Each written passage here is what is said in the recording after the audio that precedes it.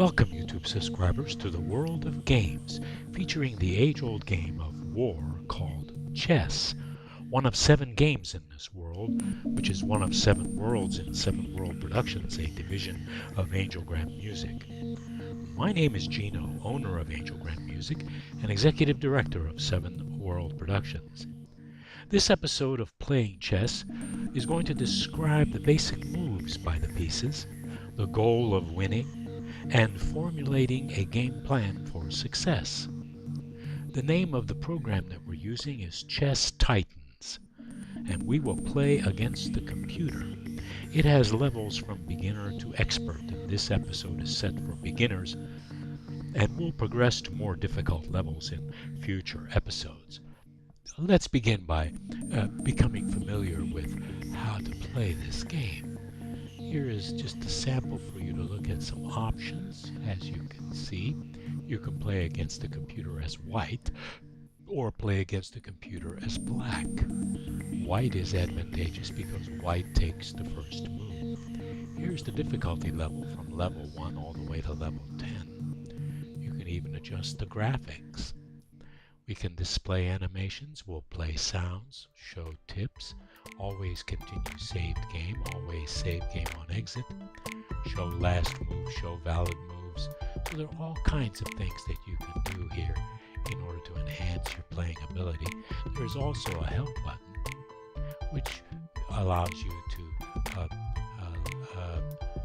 locate either more online games, or also tells you a little bit more about how to play this game. So basically what it is warfare. And what you have here is 2 sides to the warfare.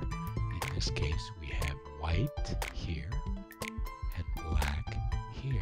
This is the normal setup as their pieces are set up. There are 16 pieces on both sides. And then there's an empty space in here which we call the battlefield. This side is belonging to the white, this side belonging to the black, so between these 2 areas is where the demarcation line is, the boundary line. Let's talk about the pieces. These are called pawns. Each one of these is a pawn, and the way they can move through the chess board is forward in this direction. So the white ones can go in this direction and the black ones can go in this direction.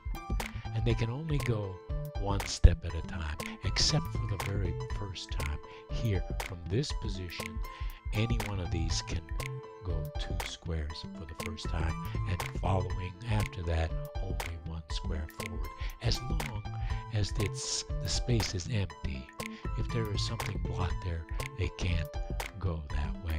The only way they can continue forward if it's blocked is if there is another piece from the opposing team on its diagonal.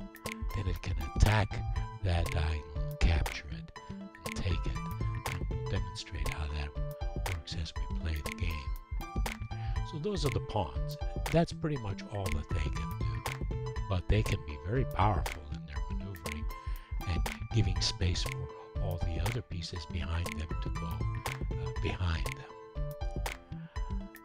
These 2, we have 2 pieces on the ends. They're called rooks. There's one here and there's one here. They have the ability to go only vertically or horizontally, and they can only move through spaces that are empty. If there is a piece in between there, then they cannot move. So they can go vertically and horizontally, only through open space.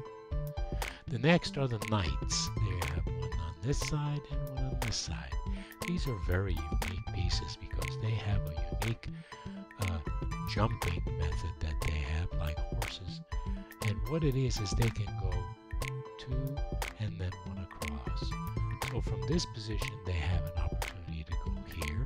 Once again, they have to land in an unoccupied checkerboard, or here. If there's one occupied like this one and it's your own, you cannot move there. If it's an opposing team's piece, then it's an attack. You can capture that piece moving in that direction. Now you can tell once you come here, now you have an option to go here. From here you can go here. From here you can go here. From here you can go to here. And from here you can go to here if it's unoccupied, or if you wish to capture an opposing team. So this particular piece in the game is a very, very valuable piece. In many respects, is one of the most valuable pieces on the board because of its unique ability to travel in between pieces. And then it has all of these moves that you have to see in your mind ahead of time as to where you want to go. So if you end up there, now it can go here, it can go here. You have to be able to visualize those as possible moves. So it's 2 and 1. It's a 2-step and then a 1-step, or it can be a 1 and then a 2-step. You see? All right. So those are the knights. Now we come to the bishops. Here's a bishop, and here's a bishop. These guys are restricted to only moving diagonally on the color of the square that they originate from. This one originates on a black square, so it can only move across the black squares on a diagonal. And once again, as in the other pieces, there has to be open space for them to move through there. If there is a piece that is your own piece in between, then you are blocked. You cannot move through there. If it's an opposing person's, if it's the opposing team's piece, then of course it qualifies as a capture. So you can capture someone else's piece that lies in that path. Same with this one on the white squares. Exactly the same. 2 more pieces left to describe. Many people think these are the most powerful of all pieces. I would tend to agree that they're as powerful as the knights. I like the knights. But this is, of course, the queen. Now, the queen can move in the same manner as the rooks, vertical, horizontal, and also like the bishops, diagonal, with once again the same restriction that it needs to be open space. Now, if a queen moves to here, and then later in subsequent moves to a black one, it can now go black diagonal.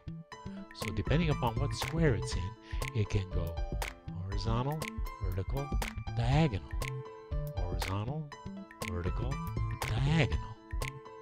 So once again, it has to have open space in order to come through there. If one of your own men are there, you are now blocked. The queen cannot move. And if it's an opposing member's piece, then it qualifies to be captured. And last but not least, the king. The king is the king, and he can move in all directions, just like the queen. He can go vertical, he can go horizontal, he can go diagonal, but only 1 step at a time. He cannot, if the space is open, he can still only go 1 step at a time. From here to here, or from here to here, or from here to here.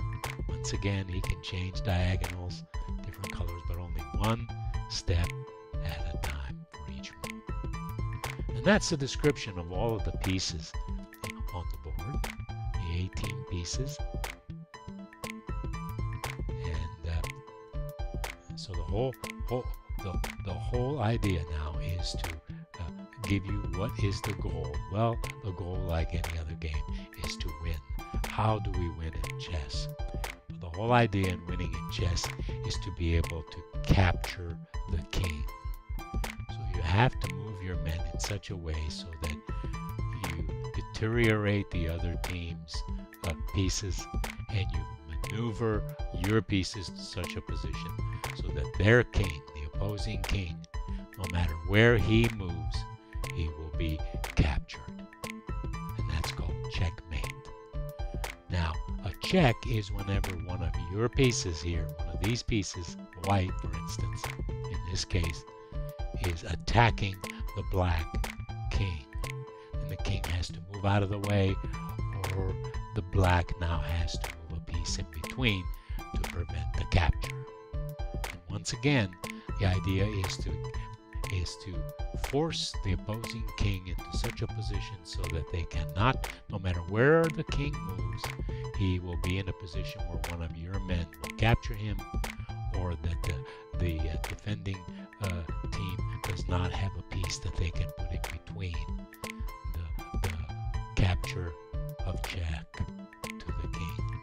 And that ends the game. So that's the goal of the game.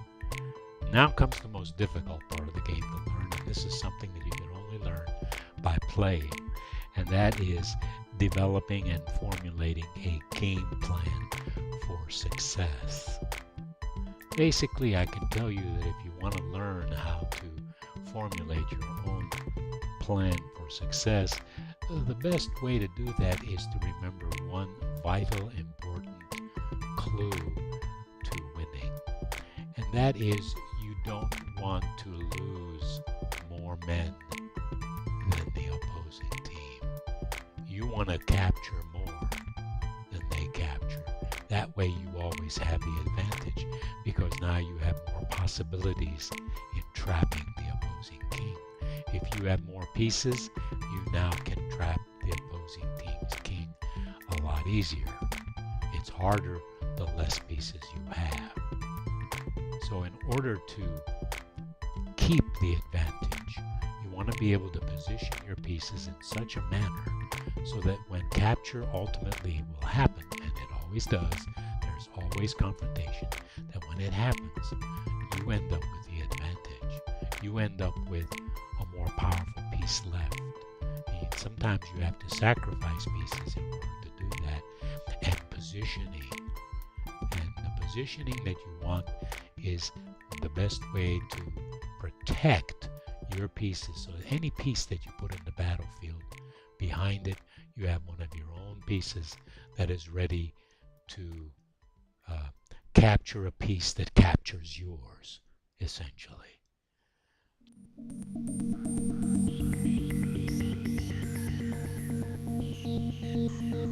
If you like this episode, please click like, leave comments, and subscribe to receive email notifications of future episodes from the wonderful world of games.